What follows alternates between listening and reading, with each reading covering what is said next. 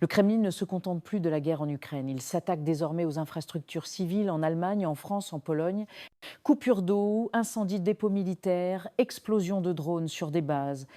En Allemagne, un maire se réveille un matin avec une alerte. Le réservoir d'eau de sa ville a peut être été empoisonné. À Leipzig, un colis en feu menace un avion cargo. Et un industriel allemand échappe de justesse à une tentative d'assassinat. Partout en Europe, les alertes se multiplient, discrètes, inquiétantes, coordonnées.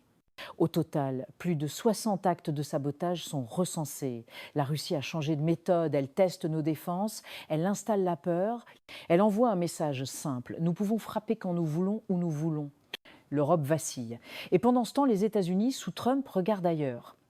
La guerre que livre la Russie ne passe plus par les tanks, mais par les câbles sous-marins, les réseaux sociaux et les intelligences artificielles. Désinformation, manipulation, fake news. L'ennemi s'infiltre dans nos esprits, dans nos débats, dans nos démocraties. Chaque semaine, de fausses alertes surgissent. Une rumeur d'effondrement de balcon au JO, un faux scandale sexuel visant Brigitte Macron, tout est orchestré. Tout est pensé pour une chose: créer la peur, miner la confiance, diviser les peuples européens. Face à cette guerre invisible, la France commence à riposter. À travers Viginum, une cellule spécialisée dans les manipulations informationnelles, elle traque les fausses vidéos, démonte les mensonges numériques et tente de reprendre le contrôle de la vérité. Mais la tâche est immense. L'ennemi, lui, agit vite, frappe fort et n'a aucune limite. À Moscou, on fabrique des fake news à la chaîne. Grâce à l'intelligence artificielle, un seul homme peut publier plus de 200 articles par mois dans 18 langues. Des sites trafiqués, des titres racoleurs, des récits inventés. Et ça marche. Certains de ces articles sont repris par des élus américains eux-mêmes. Même le vice-président Vance répète ces rumeurs devant le Congrès. La boucle est bouclée. Ce n'est plus seulement une guerre de territoire, c'est une guerre de valeurs, une guerre idéologique. Trump et Poutine, chacun à leur manière, veulent renverser le modèle démocratique européen. Ils partagent une haine du libéralisme, du multiculturalisme, des contre-pouvoirs.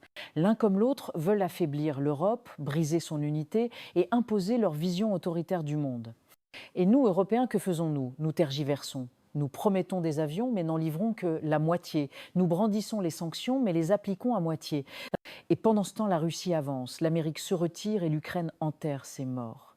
Nous avons hérité d'un modèle démocratique unique au monde, mais ce modèle ne tient que si nous avons le courage de le défendre. Le président Macron le dit clairement, la guerre est sur le sol européen. Elle ne se joue pas demain, elle se joue aujourd'hui, sur nos écrans, dans nos urnes, dans nos esprits. C'est une guerre hybride, une guerre d'usure, une guerre morale. Si nous ne réagissons pas maintenant, si nous ne comprenons pas que cette guerre est aussi la nôtre, nous la perdrons, et avec elle, bien plus qu'un pays ou une frontière. Nous perdrons notre liberté. Voilà ce que révèle cette guerre d'influence entre Washington, Moscou et l'Europe. Au-delà des discours, des images et des alliances, c'est une bataille pour le récit, pour la perception du monde, pour les valeurs qui guideront notre avenir collectif.